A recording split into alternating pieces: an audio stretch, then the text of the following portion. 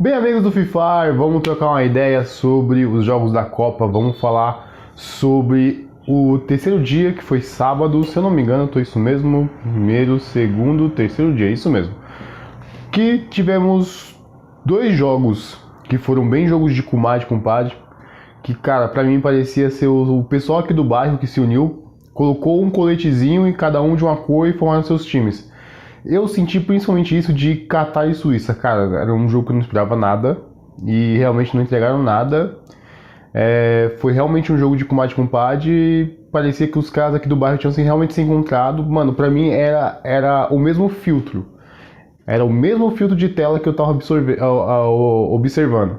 O jeito como eles jogavam, Catar e Suíça, e o jeito como o pessoal aqui do bairro tava jogando, é a mesma coisa, mano. Parece que é os moleques aqui do bairro, aquela galera do churrascão, e se uniram pra bater uma bola. E terminou ainda em 1-1. Não tem como ser mais jogo de várzea, joguinho de campo, assim, de bairro, como uma partida como essa em 1-1. Um gol de pênalti, por aí vai. Agora o outro, antes de eu ir pro principal, né, que já sabemos qual é o principal. Antes de irmos para o outro, antes de irmos para o outro que é do Brasil, vamos para Haiti e Escócia. Haiti e Escócia também foi um jogo de camaradas, um jogo de rapaziada assim de bairro também, mas o Haiti até que me surpreendeu um pouco. Atacou, jogou, foi pra cima. Tudo bem que a Escócia não é a principal referência assim de futebol, mas há um mínimo de futebol a se esperar, algum mínimo do mínimo de futebol a se esperar de Escócia do que do Haiti. Então eu esperava que a Escócia ia, mano, dar uma surra de 3-0, mais ou menos, no Haiti.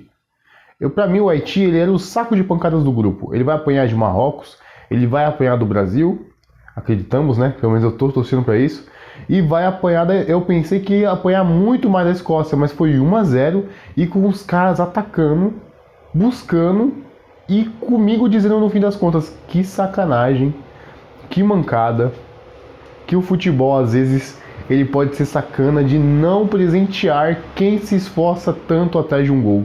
O Haiti se esforçou tanto, principalmente no final, para poder buscar o empate e não conseguiu. E isso me surpreendeu ver que o Haiti demonstrou um futebol onde queria ir para cima e não ficar somente nisso. Ficar numa derrota, ser um país que ia aceitar a derrota, de que, pô, a nossa ida à Copa do Mundo já é a nossa maior vitória. Não, os caras não baixaram a cabeça e foram pra cima da Escócia. E quase conseguiram. E agora, vamos para o principal jogo do terceiro dia, que foi Brasil e Marrocos. Esse Brasil e Marrocos, sério, eu assisti o jogo um pouco agoniado, porque, sério, o Brasil tem muito medo nessa Copa do Mundo. O Brasil tava com muito medo.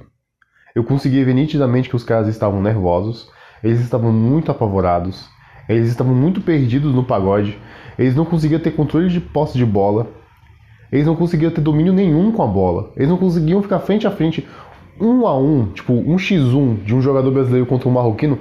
Esse jogador brasileiro ele ficava apavorado. O João já deu o parecer dele, mas eu quero dar o meu aqui também, fazendo aquele balanço geral dos dias da Copa. E o Brasil tava muito apavorado, isso me agoniava ver, velho. O Paquetá não conseguia ter controle de bola, o Ibanez não conseguia acompanhar a marcação, o Casemiro tava muito perdido, cara, ele não sabia ter controle de posse de bola, não é à toa que foi substituído no meio do primeiro tempo mesmo.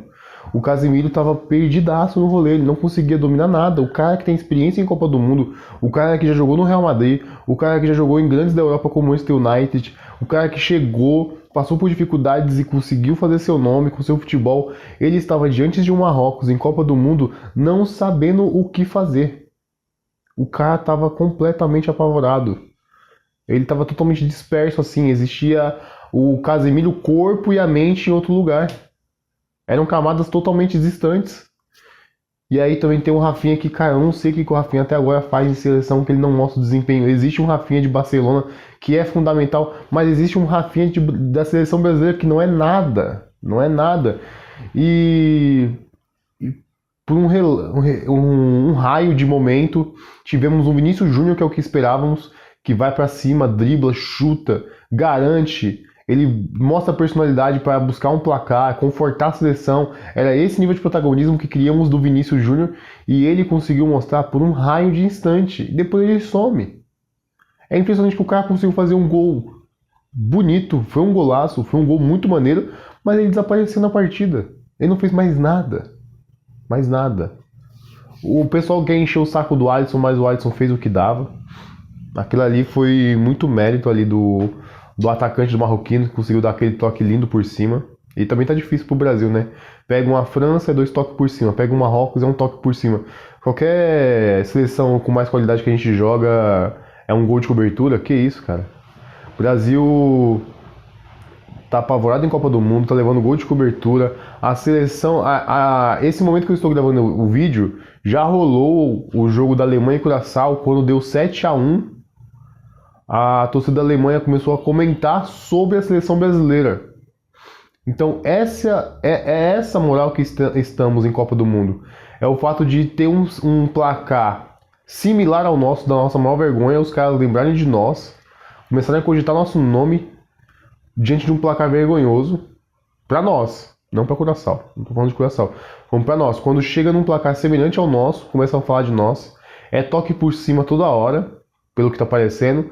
E os nossos jogadores apavorados em Copa do Mundo. É bizarro isso. É bizarro. Eu fiquei muito preocupado com a seleção. Eu fui ver o jogo da seleção completamente ansioso, porque eu não estava seguro com a nossa seleção em campo. Eu estava apenas na minha cabeça pensando, cara, os jogadores são muito complicados diante da situação seleção brasileira e Copa do Mundo. Eu já percebia isso já. E eu queria muito que fosse Danilo, Luiz Henrique e Endrick que simplesmente iniciassem esses, tocassem neles, que eles pudessem fazer o que acontecer, porque eles não sentem pressão e eles vão pra cima e encaram. Danilo entrou bem, foi pra cima, não sentiu apavoro de frente dos outros e foi pra cima de Marrocos, chutava, tentava pegar alguma coisa, fazer alguma coisa. Agora o restante realmente ficou complicado. E esse negócio do primeiro tempo, onde é uma seleção, o segundo tempo é outro, onde o Ancelotti fica mexendo e modificando essas coisas. Cara, se você já entendeu que existe uma seleção diferente em segundo tempo, pega essa de segundo tempo e coloca no primeiro, para que eles possam ter um desempenho já que garanta um placar mais seguro, para que eles possam ter controle de partida a maior parte do tempo com essa seleção que desempenha melhor. Por que fica esse negócio de primeiro, coloca a seleção de um primeiro tempo que é mais bunda mole e depois a gente vai modificar para colocar no segundo tempo? Eu ainda não entendi essa questão. É tipo assim, deixa o pessoal apavorado iniciar, ver qual vai ser a merda que vai acontecer, e aí no segundo tempo os caras que resolvem vão tentar resolver o placar? Cara, faz isso com o Haiti, faz isso com a Escócia, faz esse negócio mais teste com as seleções que são consideradas mais relevantemente menores, assim, em expressão, em futebol. Mas agora você está jogando com a sua seleção mais forte do seu grupo. Você está numa situação onde você é a seleção que estreia com mais dificuldade. E você quer fazer esse esquema tático por quê? Qual é o sentido disso, velho? Cara, você já tem que iniciar com as suas armas que mais possam te garantir a vitória. Não fica com esse joguinho de seleção de primeiro tempo e seleção de segundo.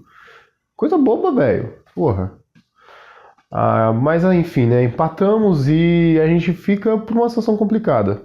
Mas ainda dá pra recuperar porque é o Haiti, é a Escócia e acho que temos um futebol mesmo com todas essas inseguranças e todos esses apesares.